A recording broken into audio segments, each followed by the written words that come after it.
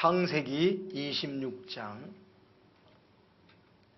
1절부터 11절까지 우리 같이 합독하시겠습니다. 아브라함 때 첫 흉년이 들었더니 그 땅에 또 흉년이 들매 이삭이 그랄로 가서 블레셋 왕 아비멜렉에게 이르렀더니 여호와께서 이삭에게 나타나 이르시되 애굽으로 내려가지 말고 내가 네게 지시하는 땅으로 거주하라. 이 땅에 거류하면 내가 너와 함께 있어 네게 복을 주고 내가 이 모든 땅을 너와 네 자손에게 주리라. 내가 네 아버지 아브라함에게 맹세한 것을 이루어 네 자손을 하늘의 별과 같이 번성하게 하며 또 이 모든 땅을 네 자손에게 주리니 네 자손으로 말미암아 천하 만민이 복을 받으리라. 이는 아브라함이 내 말을 순종하고 내 명령과 내 계명과 내 율례와 내 법도를 지켰음이라 하시니라. 이삭이 그랄에 거주하였더니 그곳 사람들이 그의 아내에게 대하여 물으매 그가 말하기를 그는 내 누이라 하였으니 리브가는 보기에 아리따움으로 그곳 백성이 리브가로 말미암아 자기를 죽일까 하여 그는 내 아내라 하기를 두려워함이었더라. 이삭이 거기 오래 거주하였더니 이삭이 그 아내 리브가를 껴안은 것을 블레셋 왕 아비멜렉이 창으로 내다본지라. 이에 아비멜렉이 이삭을 불러 이르되 그가 분명히 내 아내거늘 어찌 내 누이라 하였느냐. 이삭이 그에게 대답하되 내 생각에 그로 말미암아 내가 죽게 될까 두려워하였음이로라. 아비멜렉이 이르되 내가 어찌 우리에게 이렇게 행하였느냐. 백성 중 하나가 내 아내와 동침할 뻔하였도다. 네가 죄를 우리에게 입혔으리라. 아비멜렉이 이에 모든 백성에게 명하여 이르되 이 사람이나 그의 아내에 범하는 자는 죽이리라 하였더라. 아멘. 오늘 기도하겠습니다. 하나님 아버지 감사합니다. 오늘도 우리를 여기 모이게 하셔서 하나님이 우리에게 하시는 말씀을 듣게 하심을 감사합니다. 말씀을 들음으로 우리의 심령이 새로워져서 변화된 삶을 살아갈 수 있도록 은혜해 주실 줄 믿고 감사를 드립니다. 하나님의 성령께서 우리의 심령 속에 감동하시고 깨닫게 하시고 가르쳐 주시옵소서. 이 시간도 하나님의 성령이 종과 함께 하셔서 성령의 나타나심과 능력으로 하나님의 말씀을 담대히 전할 수 있도록 도와주시옵소서. 예수님 이름으로 감사하며 기도를 드립니다. 아멘.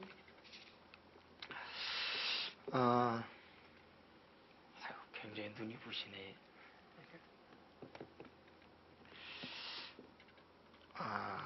오늘 우리가 봉독한 말씀을 통해서 생각해 볼 말씀의 제목은 이 땅에 거주하라 그런 말씀입니다.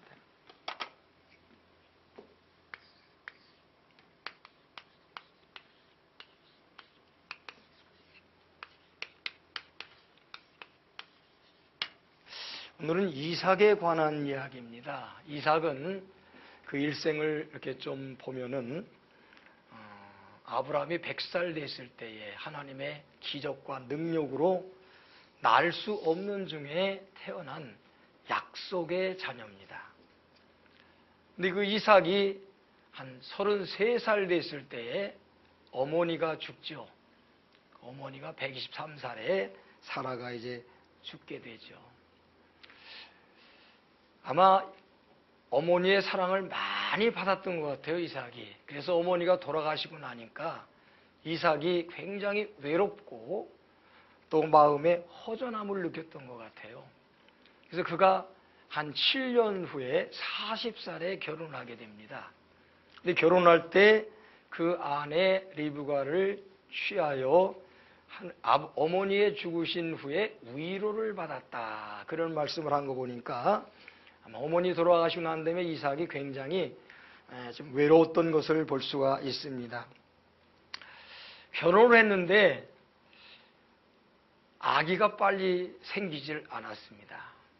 그래서 하나님 앞에 아이를 달라고 열심히 기도해서 20년 만에 60살이 됐을 때에 이제 쌍둥이를 낳게 되죠.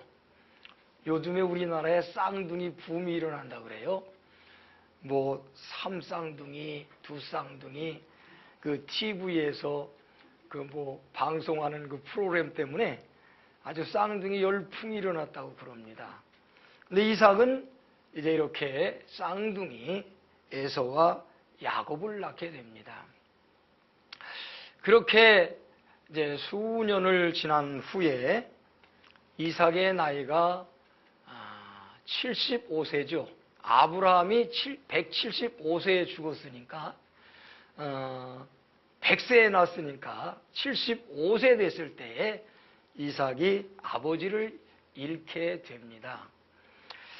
그런 후에 이제 이삭이 아브라함 가문의 모든 것을 물려받아서 족장으로서 가정을 다스려 나가는 그러한 삶을 살게 됩니다. 그때 이삭이 어디에 살게 됐냐면 부엘라의 로이라고 하는 바란 광야 있는 그 부분의 광야 지역에서 살고 있었습니다. 근데 오늘 본문에 보니까 아브라함 때에 흉년이 들었는데 그 땅에 또 흉년이 들었다.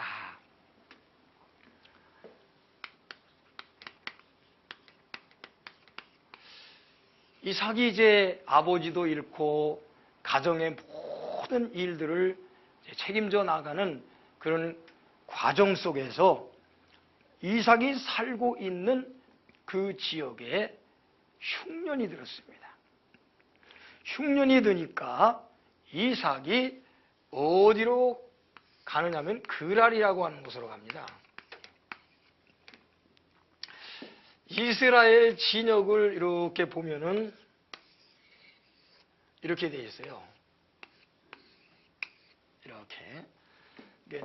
여기가 이제 그 이스라엘 지역입니다. 여기는 지중해고, 그 다음에 이게 이제 갈릴리 바다, 그 다음에 요단강이 쭉 내려오죠. 이게 사해 바다. 그 다음에 그것이 쭉, 그래서 이제 아카바만으로, 여기가 이제 홍해죠. 여기가 홍해 바다고 흘러내려가는데, 그, 부엘라에로에라고 하는 지역은 요만치 그 유대 광야 지역에 이렇게 있었던 것 같아요. 근데 그랄은 이제 요만치 지중해 지역이죠. 그러니까 흉년이 들어서 광야는 더 이상 살 수 없는 그런 상황이 되니까 이삭이 그랄이라고 하는 곳으로, 그랄은 지중해 가까운 데 있기 때문에 그래도 물이 좀 있어요. 그러니까 그랄로 이제 이사를 가게 됩니다. 거기서 블레셋 왕 아비멜렉이 다스리는 그랄 땅에 이르게 됩니다. 여기서 먼저 우리가 하나 이제 생각을 해볼 문제가 있습니다. 자, 흉년이라고 하는 것은 이삭에게 그때 당시에 큰 문제로 다가옵니다. 그렇죠? 흉년은 굉장히 큰 문제로 다가옵니다. 근데 그런 그 문제를 이삭이 만났을 때 그는 그랄이라고 하는 지역으로 이사를 가게 됩니다. 근데 이때 그랄로 이사 가면서 가만히 성경을 보니까 이삭이 기도했다고 하는 얘기가 없어요. 그러니까 이삭은 자기 생각으로, 자기 경험으로 이제 이 광야에서는 더 이상 살 수 없으니까 좀 이렇게 평야 지역, 물 있는 곳을 찾아가서 거기서 내가 좀 살아야 되겠다 하고 가술들을 이끌고 그곳으로 이사를 갑니다. 그러니까 이삭이 흉년이 들었을 때 그랄로 이사를 가는 것은 전적으로 뭐냐면 이삭의 생각이에요. 이삭이 자기 경험과 여러 가지 형편들, 환경들을 생각해서 그랄로 이사를 가게 되는 겁니다. 그런데 2절 말씀을 보니까 하나님께서 이삭에게 나타나십니다. 그러면서 뭐라고 얘기하냐면은 애굽으로 내려가지 말고 내가 내게 지시한 땅에 거주하라. 자, 여기서 이 2절 말씀을 가만히 생각해 보면은 이삭이 흉년이 되었을 때에 그랄로 1차 이사를 갔는데 그것은 어떤 생각으로 갔겠습니까? 그랄에 가서 거기서 어디로 내려가려고? 애굽으로 가려고 하는 것이 이삭의 생각이에요. 그랄이라고 하는 곳은 이스라엘 지형을 보면 이제 도로가, 큰 도로가 3개가 이렇게 나 있어요. 제일 먼저가 뭐냐면 해변 도로라고 해서 지중해 연안을 따라서 쭉 북쪽으로 올라가는 도로입니다. 그 다음에 중간에 산악도로라고 해서 이제 유대 광야 산악지대를 통해서 예루살렘으로 이렇게 쭉 올라가는, 북쪽으로 올라가는 도로. 그 다음에 이제 요단강 이쪽 편에 지금은 요르단이죠. 거기에 이제 왕의 대로라고 해서 쭉 모압, 암몬 이 지역을 따라서 올라가는 도로가 있어요. 그래서 많은 상인들이 그 해변 도로를 통해서 애굽으로 이렇게 왔다 갔다 하면서 장사를 하는 그런 아주 굉장히 중요한 도로입니다. 그러니까는 이삭이 그랄로 1차적으로 간 것은 그 길로 갔다가 그 그랄에서 애굽에 내려가서 살기 위해서 그런 생각을 가지고 지금 이삭이 그랄로 갔다고 하는 거죠. 그런데 하나님께서 그런 이삭에게 나타나서 그랄로 가지 마라. 아니야, 애굽으로 가지 마라. 이렇게 말씀하시는 겁니다.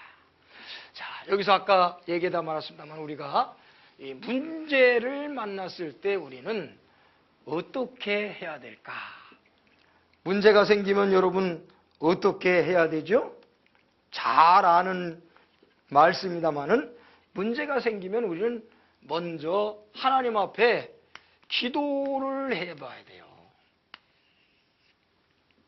다 아는 얘기지만은 잘 실천이 되지 않는 그런 얘기입니다.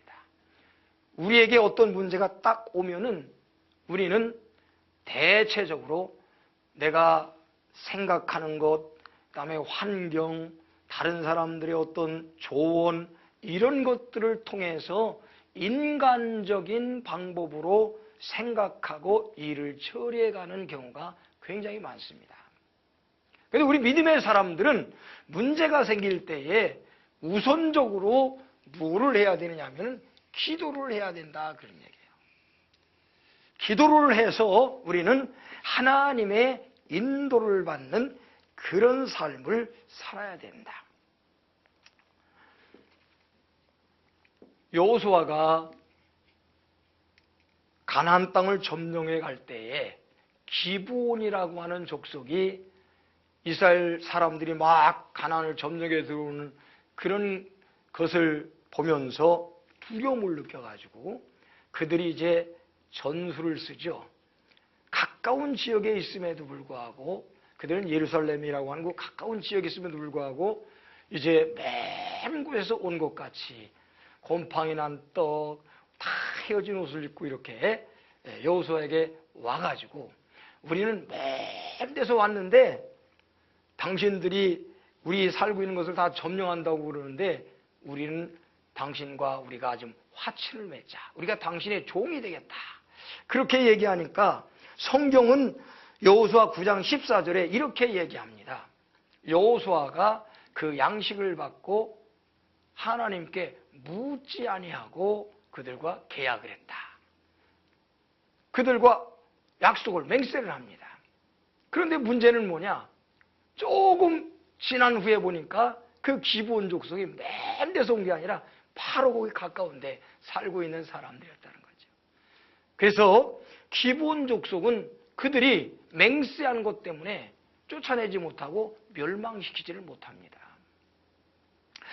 이렇게 우리가 하나님 앞에 믿음으로 살아가면서 어려운 문제가 생길 때에 그것을 하나님께 물어보지 않고 내 생각대로 내 경험대로 이렇게 처리해 갈 때에 문제가 생기게 된다고 하는 겁니다.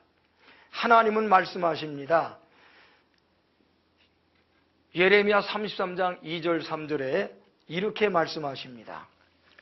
이 일을 행하는 여호와, 그것을 만들며 성취하는 여호와, 그 이름을 여호와라는 이가 이같이 이르시도다. 너는 내게 부르짖으라. 내가 네게 응답하겠고 네가 알지 못하는 크고 비은밀한 일을 네게 보이리라. 그렇게 말씀하셨어요. 그러니까 이 일을 행하시는 분, 그것을 만들어서 성취하시는 분이 하시는 말씀이에요. 그러니까 세상의 모든 일들은 누가 만드시느냐? 하나님이 만드신다는 거죠. 그리고 그 만드신 것을 행하시고 이루게 하시는 분도 하나님이시라는 겁니다. 그러니까 그분에게 우리가 부르짖으라는 겁니다.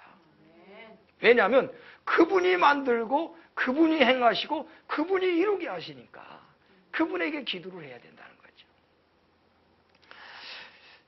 시편 50편 15절에는 이런 말씀도 있어요. 환난 날에 나를 부르라. 내가 너를 건지리니 네가 나를 영화롭게 하리로다.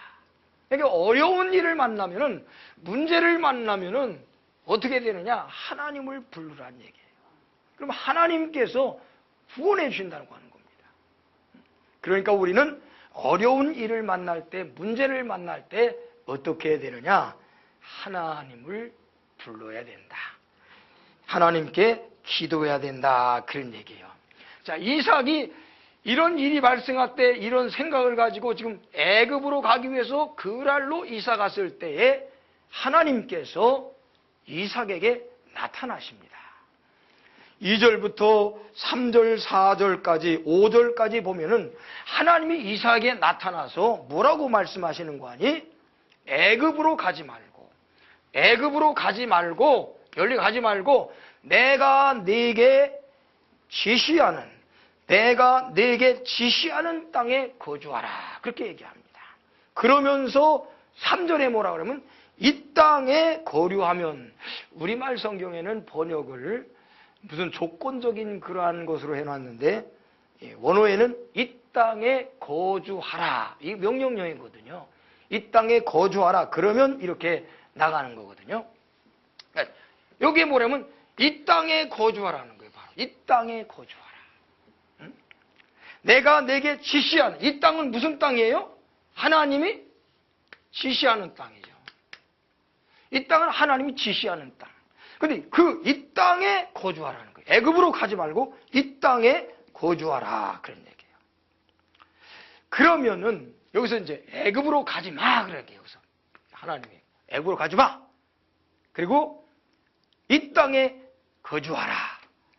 그러면 어떻게 하시겠다 그러냐면 3절 이 땅에 거주하라. 그러면 내가 너와 함께 있어. 여기 이제 하나님께서 보장을 하십니다. 너와 함께, 내가 너와 함께 있어. 그 다음에 뭐라 했죠? 네게 복을 준다. 복 주신대요. 네게 복을 주신다. 그리고 아브라함을 통해서 맹세했던 약속을 이루신다는 거죠.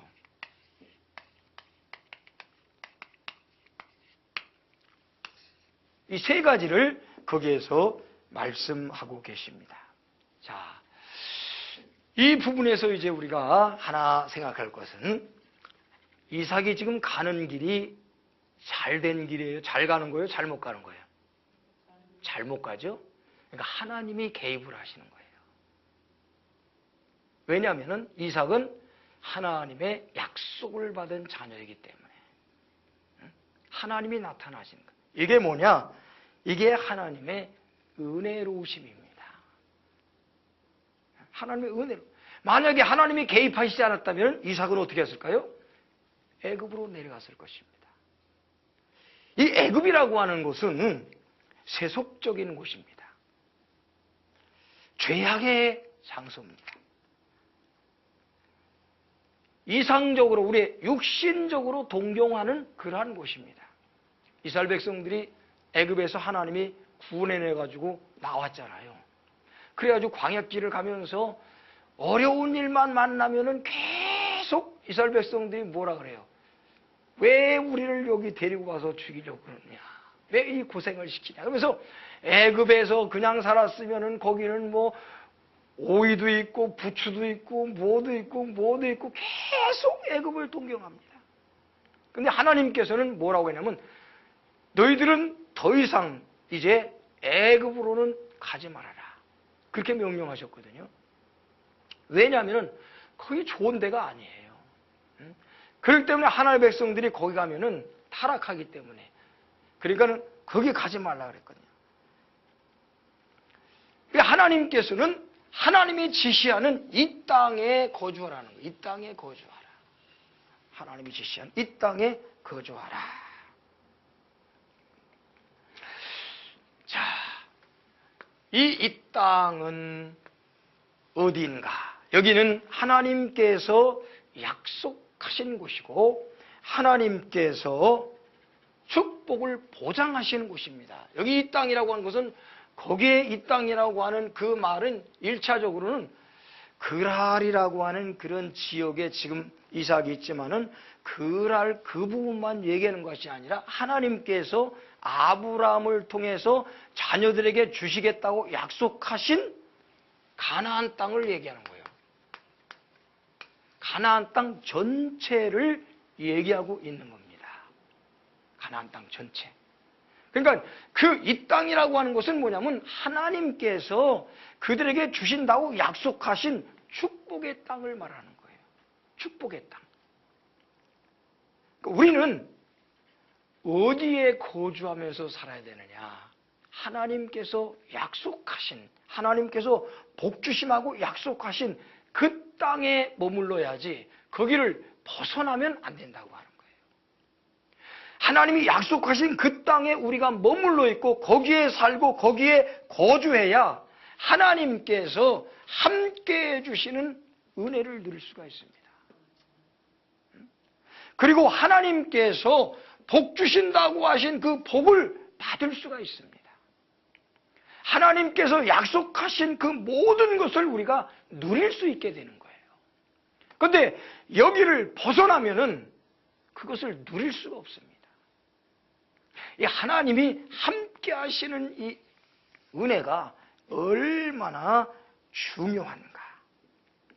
하나님께서 지시하신 그 땅에 머물러야 이런 은혜를 누릴 수가 있다고 하는 겁니다. 그 실제적인 예를 성경에서 찾아보면은 출애굽기 8장 22절에 보면은 하나님께서 이스라엘 백성들을 애굽에서 건져내기 위해서 애굽 땅에 10가지 재앙을 내리죠. 10가지 재앙. 근데 첫째, 둘째, 셋째 몇 가지 재앙은 유대의 그 애굽의 술법사들도 똑같이 했습니다. 그런데 언제부터 못하게 되냐면 파리 재앙 때부터 못합니다. 출애굽기 8장 22절에 보면은 그날에 나는 내 백성이 거주하는 고센 땅을 구별하여 그곳에는 파리가 없게 하리니 이로 말미암아 이 땅에서 내가 여호와인 줄을 네가 알게 될 것이라. 그렇게 얘기했어요. 하나님께서 이스라엘 백성들이 살고 있는 그 고센 땅에는 애굽 전 지역에는 파리가 들끓어서 재앙을 당하지만은 이스라엘 백성들이 살고 있는 고센 땅에는 파리가 없게 하셨다는 거죠. 그래서 이스라엘 백성들이 그 안에, 그 지역 안에 있을 때에 하나님의 그 은혜를 누릴 수가 있습니다. 거기를 벗어나면은 재앙이라고 하는 거예요. 여러분, 금년에 우리가 살아가면서 하나님께서 나에게 약속하신 그 축복의 장소, 이걸 벗어나서는 안 됩니다. 거기가 어딘지 하나님께서는 우리에게 주신 사인들이 있을 거예요. 거길 벗어나지 말라는 거예요. 거길 떠나지 말라는 거예요. 좀 어렵다고, 좀 힘들다고 여기를 벗어나면은 어떤 일이 벌어집니까? 하나님이 약속하신 것을 보장받지 못합니다. 그 실제적인 예가 어디에 있냐면 룻기에 있습니다. 룻기를 보면은 베들레헴이라고 하는 지역에 나오미 가족이 살고 있었어요. 그런데 거기에도 마찬가지로 흉년이 들었어요. 그 흉년이 드니까 나오미의 가족이 살려고 어디로 이주를 하면 모압 땅으로 이주를 합니다. 그 모압 땅에 가서 이 나오미 가족이 10년 동안 살다가 베들레헴에 하나님께서 다시 풍년을 주셨다라고 하는 이 복음의 소식을 듣고 다시 돌아오게 됩니다.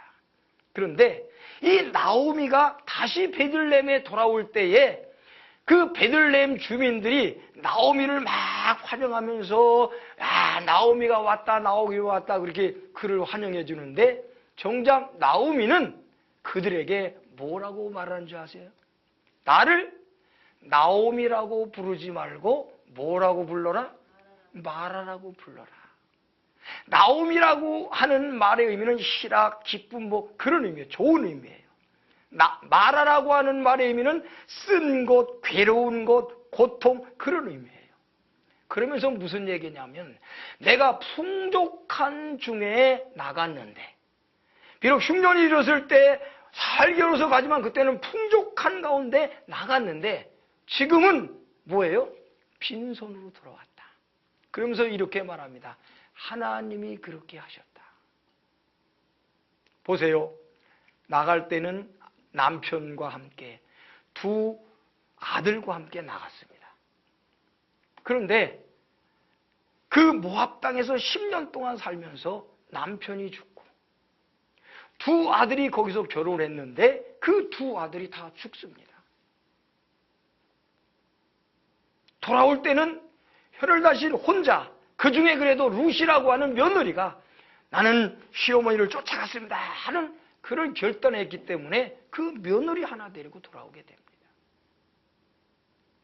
여러분 아무리 흉년이 들어서 살기 어려워도 여기가 하나님이 축복하신 땅이라고 하면은 우리는 거기를 벗어나서는 안 됩니다.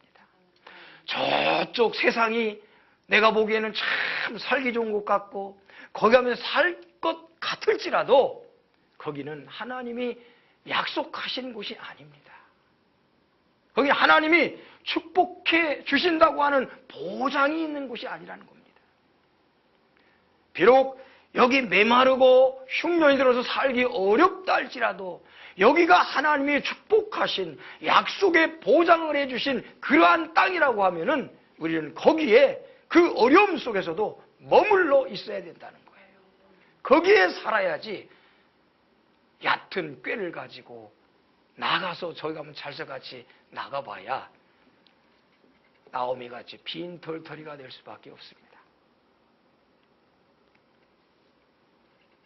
이스라엘 백성들이 마지막 이제 10가지 재앙 중에 장자를 결하는 재앙 때에 하나님은 이스라엘 백성들에게 그런 명령을 내립니다.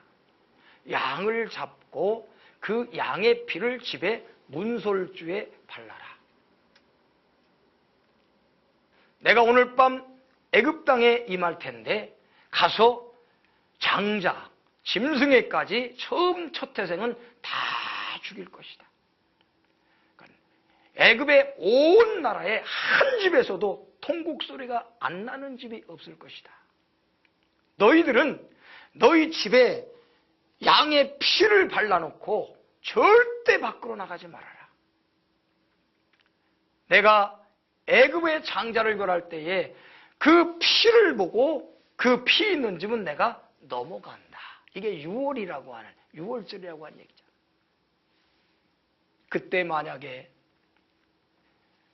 문설주에 피를 바른 그 집에서 이스라엘 백성들이 문 밖으로 나왔다면 어떻게 되겠어요? 그중에 초태생이 있다면 그는 멸망당했을 것입니다. 이렇게 하나님께서 구별하신 장소가 있어요. 나로 하여금 머물러서 하나님의 은혜와 하나님의 약속을, 하나님의 복을 받아야 될 그러한 하나님께서 내게 거주하라고 하는 그 지역이 있다는 거예요. 그 장소가 있다고 하는 거예요. 거기를 떠나지 말라는 겁니다. 좀 힘들고 어렵다고 거기를 떠나려고 생각하지 말라는 거예요.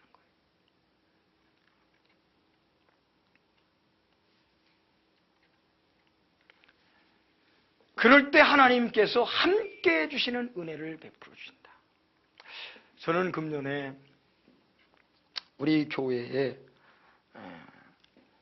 표를 그렇게 정리해 봤어요. 창세기 5장 24절 말씀을 근거로 해서 에녹같이 하나님과 동행하자. 하나님과 동행하자. 하나님과 동행한다. 하나님과 함께하는 그러한 삶을 살자. 하나님과 함께하고 하나님과 동행하는 그런 삶을 살 때에 하나님께서 주시는 놀라운 은혜와 축복에 대해서 기록한 시가 하나 있습니다. 여러분도 잘 아는 그런 시입니다. 그 시를 다시 한번 제가 가만히 생각하면서 참 많은 은혜를 받았습니다. 모래 위에 발자국이라고 하는 거 아시잖아요? 아시죠? 모래 위에 발자국. 제가 한번 읽어볼게요. 어느 날 밤 나는 꿈을 꾸었네. 나는 주와 함께 바닷가에 거니는 꿈을 꾸었네. 하늘을 가로질러 빛이 임한 그 바위. 나는 모래 위에 두 발자국을 보았네. 한 짝은 내 것, 한 짝은 주님 것. 거기서 나는 내 인생의 향연들을 보았네. 마지막 내 발자국이 멈춘 곳에서 내가 내 삶의 길을 돌이켜 보았을 때 나는 자주 내 삶의 길에 오직 한 짝의 발자국만 있는 것을 보았네. 주님, 제가 당신을 따르기로 했을 때 당신은 항상 나와 함께 있겠다고 약속하셨죠. 주님, 그러나 보십시오. 저기 제가 주님을 가장 필요로 했고 주님을 요구했던 그때에 거기에는 한 자국의 발자국밖에 없습니다. 주님, 그때 저를 떠나 계셨죠? 주님이 대답하시기를 나의 가장 소중한 아이야. 나는 너를 사랑했고 너를 결코 떠나지 않았다. 내 시련의 때, 고통의 때 내가 본 오직 한 짝의 발자국은 네 발자국이 아니라 내 발자국이니라. 그때 내가 너를 등에 업고 걸었노라. 할렐루야. 여러분, 우리가 이런 흉년을 만나서 힘들고 어려울 때에도 하나님이 있으라고 한 그 곳에서 믿음을 지키며 하나님과 동행할 때에 내가 힘들고 어려워서 지쳐서 쓰러질 때에 그때 주님이 어떻게 하시느냐? 업어라. 야, 너 힘들지? 내 등에 업혀라. 그리고 주님이 업고 가신답니다. 여러분, 힘들어서 너무너무 고달프고 힘들어서 어떻게 할 수 없을 때 좌절하고 낙담하고 짜증내고 원망하지 말고 지금 이 시간은 내가 주님의 등에 업혀 있는 시간이다. 그렇게 생각하시기를 바랍니다. 지금 이 시간은 내가 주님의 등에 업혀 있는 시간이다. 그리고 그 주님의 포근한 등에서 평안을 누리시기를 주님의 이름으로 부탁을 드립니다.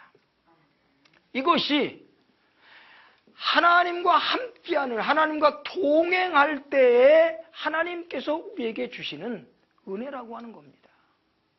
하나님과 동행하지 아니하면, 하나님과 함께하지 아니하면 이 은혜를 누릴 수가 없어요. 그것은 하나님이 거주하라고 한, 하나님이 약속한 그 땅에 거할 때에 우리에게 주어지는 하나님의 은혜라고 하는 것입니다. 그러면 지금 우리가 거해야 할 이 땅은 과연 어디일까? 지금 내가 머물러야 되는, 하나님께서 나에게 머무르라고 하는 이 땅은 과연 어디인가? 거기는 바로 여기 나온 게 똑같아요. 하나님이 약속하신 곳이에요.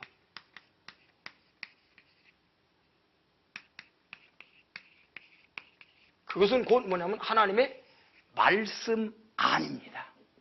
하나님 말씀 안이에요. 그래서 좀 더 나가면은 어디냐면 예수 그리스도 안입니다. 예수 그리스도 안. 지금 우리가 이 땅에 머물러야 되는데 우리가 머물러야 한 그 땅은 어디냐면은 예수 그리스도 안이라고 하는 거예요. 그러니까 우리는 예수 그리스도를 벗어나면 안 됩니다.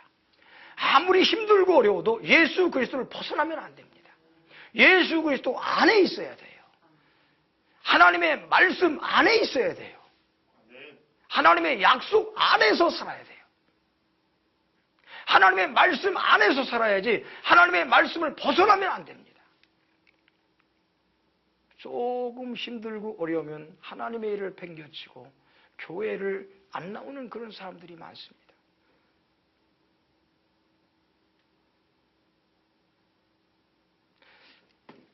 그런 사람들은 이 하나님의 은혜를 누릴 수가 없습니다. 아무리 힘들어도 우리는 예수님 안에서 있어야 돼요. 말씀 안에서 걸어가야 돼요. 말씀 안에서 걸어가야 됩니다. 말씀을 버리면 안 됩니다.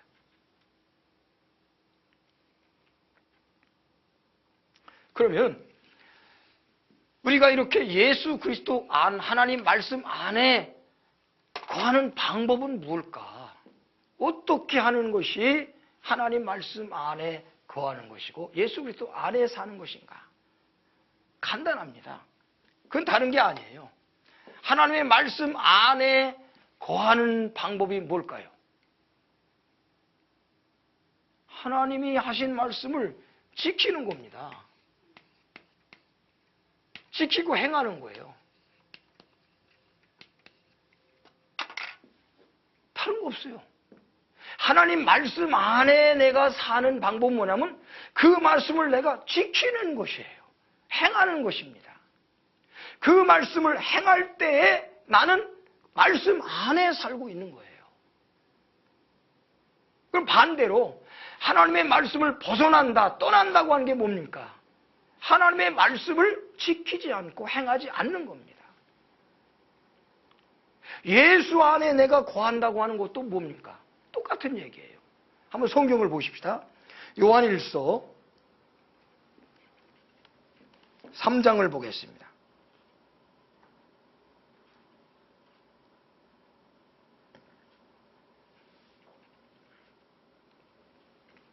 요한일서 3장.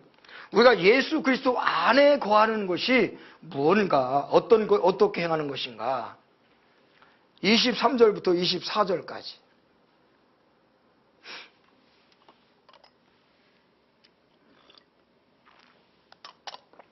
자, 찾으셨죠? 같이 읽습니다. 요한일서 3장 23절 24절 시작. 그의 계명은 이것이니 곧 그 아들 예수 그리스도의 이름을 믿고 그가 우리에게 주신 계명대로 서로 사랑할 것이라. 그의 계명을 지키는 자는 주 안에 거하고 주는 그의 안에 거하시나니 우리에게 주신 성령으로 말미암아 그리스도 안에 거하시는 줄을 우리가 아느니라. 아멘. 자, 여기 보니까 그의 계명은 이것이니 예수를 믿는 것, 예수 이름을 믿는 것, 그리고 그가 우리에게 주신 계명대로 서로 사랑하는 것이 계명이다. 그러면서 그의 계명을 지키는 자는 주 안에 거하고 주는 그의 안에 거하시나니 그랬습니다. 우리가 주님과 함께 사는 삶이 뭐냐면 예수님을 믿고 예수님이 우리에게 말씀하신 주신 계명들을 지키는 겁니다. 그게 주 안에 거하는 거예요. 요한복음에 너희가 내 안에 거하라 그런 말씀을 많이 합니다. 그리고 바울 사도는 서신서를 통해서 계속해서 뭐냐면 in Christ 예수 그리스도 안에 예수 그리스도 안에 그렇게 예수 그리스도 안에라고 하는 말을 굉장히 많이 합니다. 우리는 구원받는 순간 예수 안으로 들어온 거예요. 믿습니까? 내가 예수를 나의 구주로 믿습니다 하고 고백하고 영접하는 순간 우리는 예수님 안으로 들어온 겁니다. 예수 밖에 있던 우리들이 예수 안으로 들어왔다는 말이에요. 이제 여기가 하나님께서 우리에게 복주하고 약속하신 그 땅이에요. 믿습니까? 예수 안이. 그러니까 여기를 좀 힘들다고 흉년이 좀 왔다고 내 삶에 흉년이 왔다고 여기를 벗어나고 여기를 떠날 생각을 해서는 안 됩니다. 이 안에 머물러 있어야 우리는 하나님께서 우리에게 약속하신 축복을 누릴 수가 있다고 하는 겁니다. 여러분, 이 땅에 거주하시기를 바랍니다. 네, 힘들어도 나가지 마십시오. 하나님께서 나를 머물게 하는 곳. 지금은 어디입니까? 여기에요. 이 방송국이에요. 여기가 하나님께서 우리에게 거주라고 하신 땅입니다. 힘들고 어렵다고 여기를 추천하고 벗어나가는 것은 하나님께서 기뻐하신 일은 별로 아닙니다. 여기 머무르는 것이 하나님께서 내게 주실 약속을 보장받는 곳입니다. 그럴 때 하나님께서 나와 함께 해주십니다. 하나님이 나와 함께 해주실 때 우리는 그 어려움 속에서도 승리하는 축복의 사람이 될 수 있는 겁니다. 이 땅을 떠나지 마시기를 주님의 이름으로 축원합니다. 그 다음에 오늘 6절부터 7절까지 말씀을 봅니다.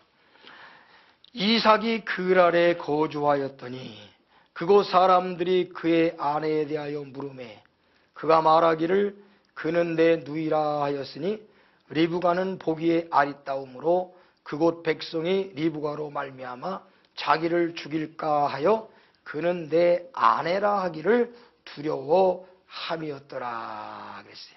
자, 하나님께서 이제 이 땅에 거하라 그러니까 이삭이 더 이상 애굽을 향해 가지 않고 거기에 머물게 됩니다. 그런데 거기에 머물면서 이삭이 어떤 일을 하게 되느냐? 자기 아내가 너무 좀 이뻤나 봐요. 그러니까 그랄 사람들이 자기가 부부라 그러면은 그 아내를 뺏어가려고 자기를 죽일까 그런 염려가 생겨 두려움이 생겨서 자기 아내를 누이라고 이렇게 이제 속였습니다. 그 얘기가 6절 7절입니다. 순종을 했습니다. 그랄에 여기 이 땅을 머무르니까는 거기에 거주했다 그랬어요. 순종했습니다. 그런데 그는 인간적인 방법을 통해서 하나님의 사람으로서 거짓된 일을 하게 됩니다. 왜 그런 일을 하게 되냐면 두려움 때문에 그렇습니다. 두려움 때문에. 자,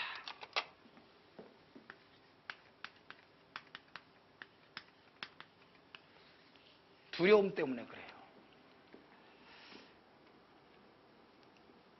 이 두려움이 왜 생기느냐? 자기 눈에 지금 보이는 그런 상황을 쳐다보니까 두려움이 생겨요. 그런데 이삭에게는 뭐가 있느냐 하면은 하나님의 약속하신 것이 있어요. 그게 뭡니까? 2절에 뭐라 그랬어요? 내가 이 땅에 거주하면 어떻게 한다고요? 3절에? 예? 내가 너와 어떻게 해요? 함께 한다 그랬잖아요. 하나님께서 약속하신 것이 있어요. 이 땅에 살면은 내가 너와 함께 한다. 근데 지금 이삭은 이거를 생각을 못 하는 거예요. 잊어버렸어요. 그래서 눈앞에 있는 상황과 현실을 보면서 그는 인간적인 두려움이 생기게 되는 거예요.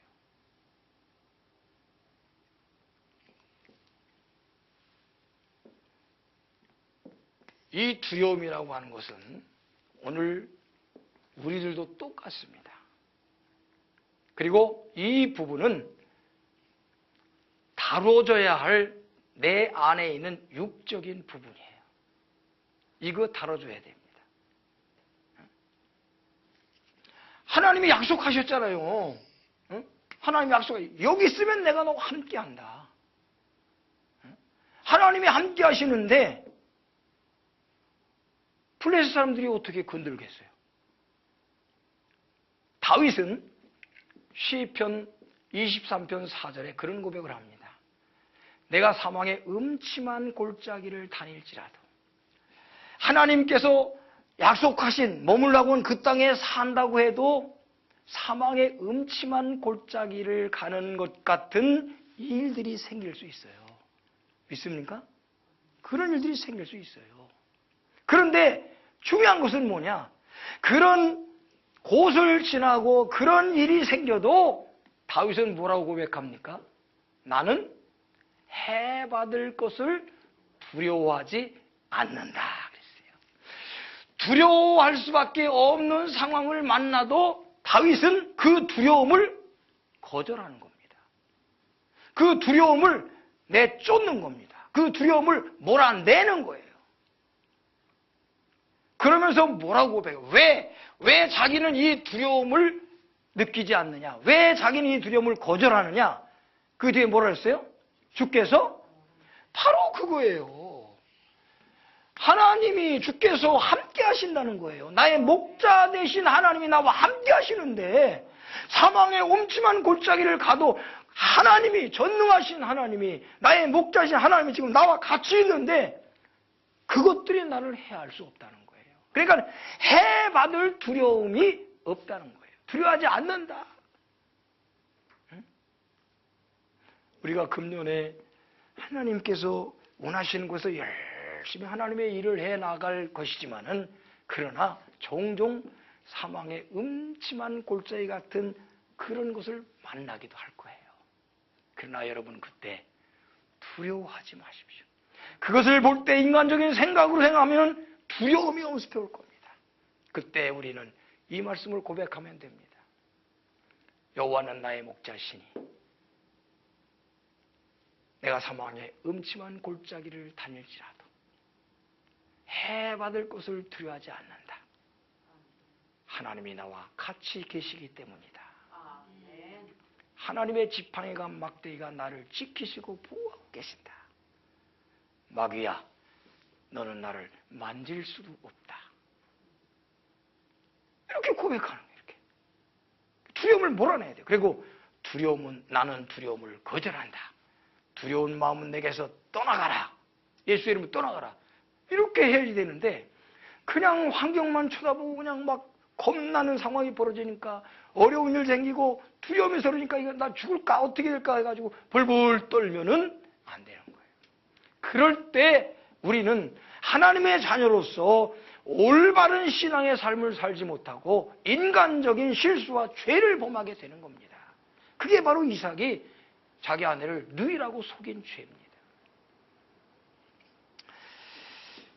하나님의 약속을 믿고 담대하시기를 주님의 이름으로 축원합니다. 아멘. 다윗은 시편 118편 6절 7절에 그렇게 고백합니다. 여호와는 내 편이시라.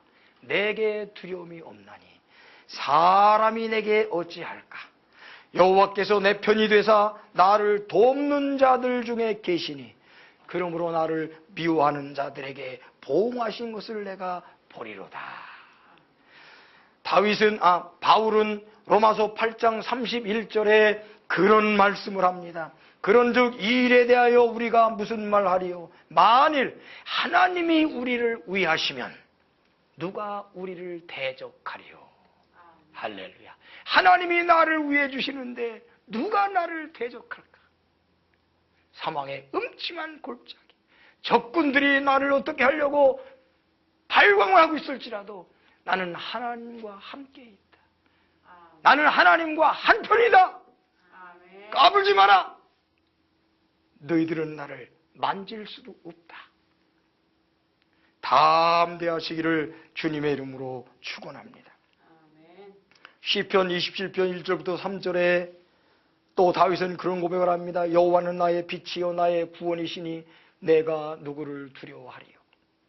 여호와는 내 생명의 능력이시니 내가 누를 무서워하리요.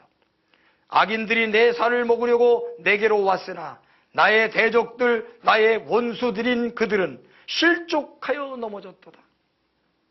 군대가 나를 대적하여 진칠지라도 내 마음이 두렵지 아니하며 전쟁이 일어나 나를 치료할지라도 나는 여전히 태연하리로다.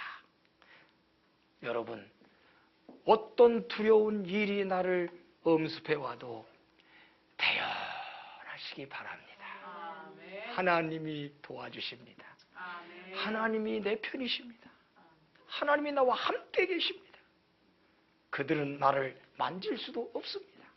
나를 어떻게 넘어뜨릴 수 없어요. 시편 46편 1절에 하나님은 우리의 피난처시요 힘이시니 환난 중에 만날 큰 도움이시라.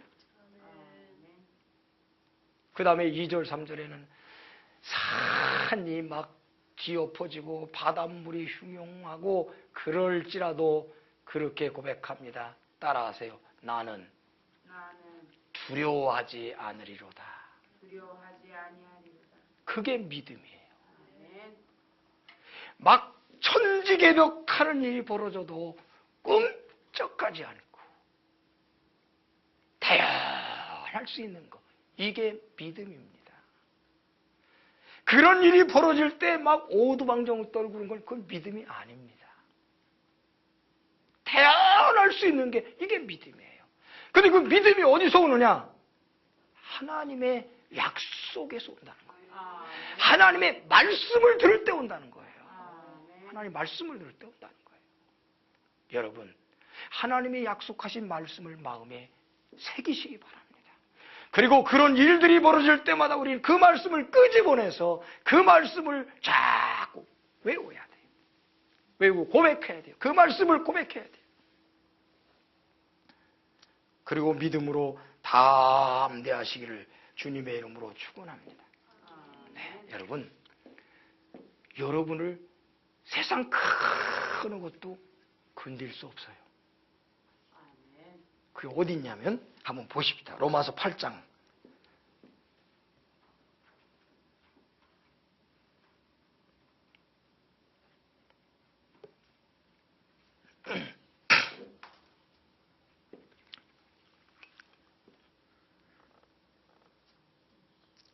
(34절부터) 한번 보십시다.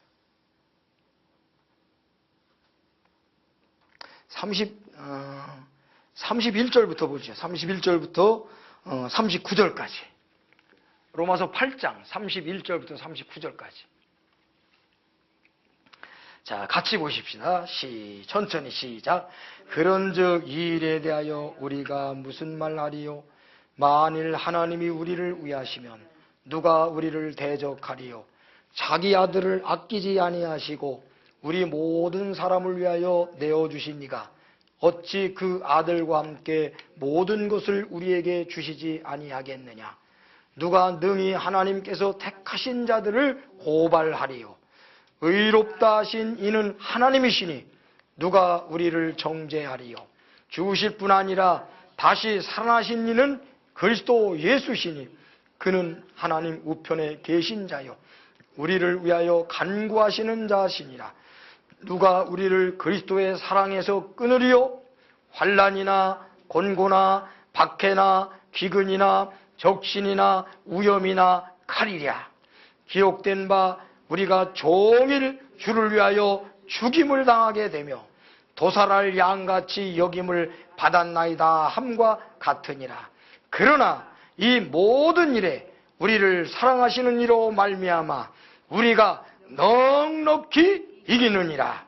내가 확신하노니 사망이나 생명이나 천사들이나 권세자들이나 현재일이나 장래일이나 능력이나 높음이나 깊음이나 다른 어떤 피조물이라도 우리 주 그리스도 예수 안에 있는 하나님의 사랑에서 끊을 수 없으리라. 할렐루야.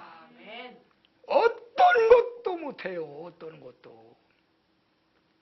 하나님의 손에서 나를 뺏어갈 자가 아무도 없습니다. 하나님은 많이보다 크신 분이에요.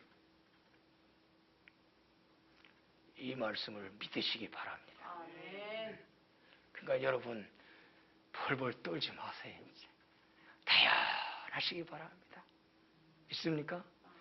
믿음으로 담대하시기 바랍니다. 하나님이 나와 함께 하신다.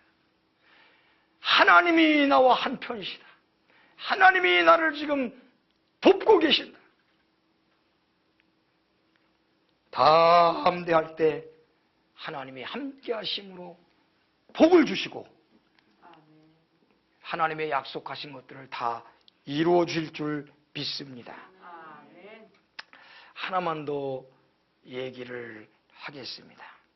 그 다음에 8절을 보니까 이삭이 거기 오래 거주하였더니 이삭이 그 안에 리브가를 껴안은 것을 블레셋 왕 아말렉이 창으로 내다본지라 그랬어요.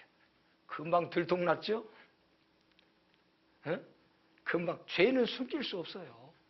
거짓은 숨길 수 없어요. 금방 들통납니다. 민수기 32장 23절에 보면 이런 말씀이 있어요. 너희가 만일 그같이 아니하면 여호와께 범죄함이니 너희 죄가 반드시 너희를 찾아낼 줄 알라. 숨길 수 없습니다. 잠언 12장 19절에는 진실한 입술은 영원히 보존되거니와 거짓 혀는 잠시 동안만 입술 뿐이다 그랬어요. 금방 들통납니다. 믿습니까? 잠언 5장 21절에 보면 이런 말씀이 있습니다. 공동번역으로 제가 읽겠습니다. 야훼께서는 사람의 발자국 하나하나를 살피시니 사람의 일이 그의 눈길에서 벗어날 수 없다. 하나님이 다 살피고 계셔요. 그 하나님 앞에 진실하기를 바랍니다. 진실해야 돼요. 자, 이렇게 이삭이 잘못 인간적인 방법으로 행하니까 9절, 10절, 11절에 어떤 일이 벌어집니까?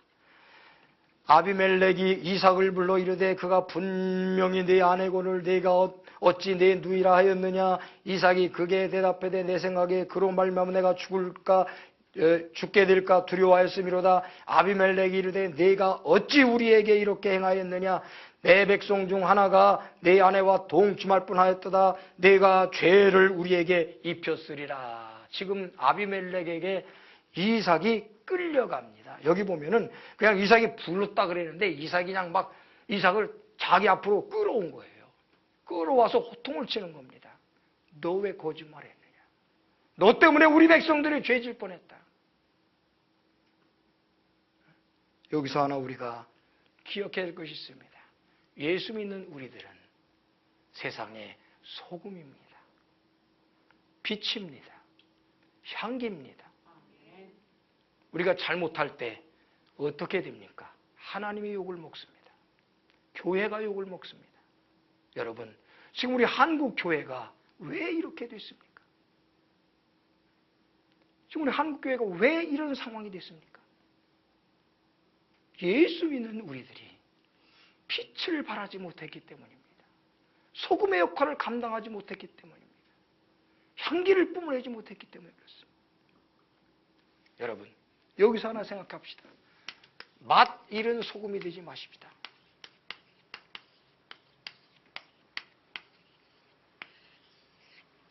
맛 잃은 소금이라고 하는 무슨 그 찬송이 있는 것 같아요. 제가 그걸 찾아보려고 해도 못 찾아가지고 그냥 이렇게 노래로, 복음성만 노래로 나온 그게 있더라고요.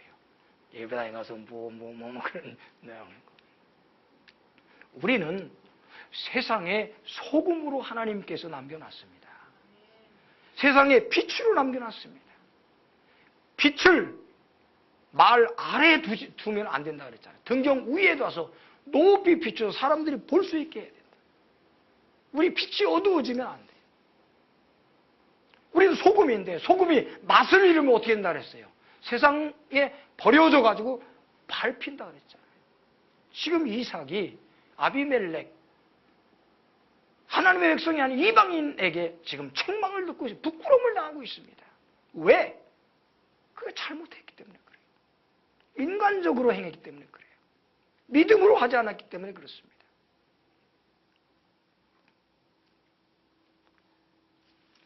맛 잃은 성도가 되지 마시기 바랍니다.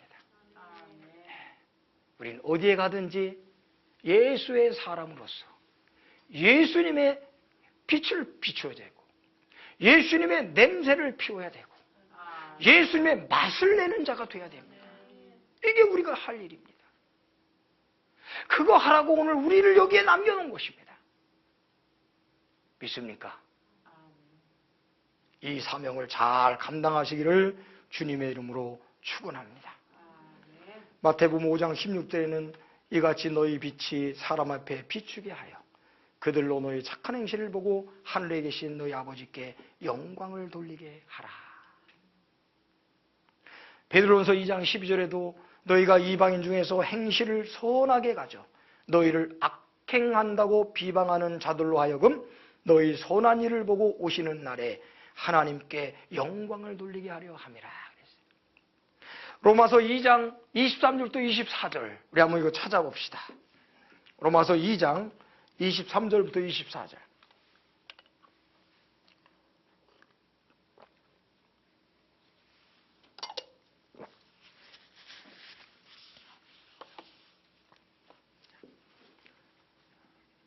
찾으셨습니까?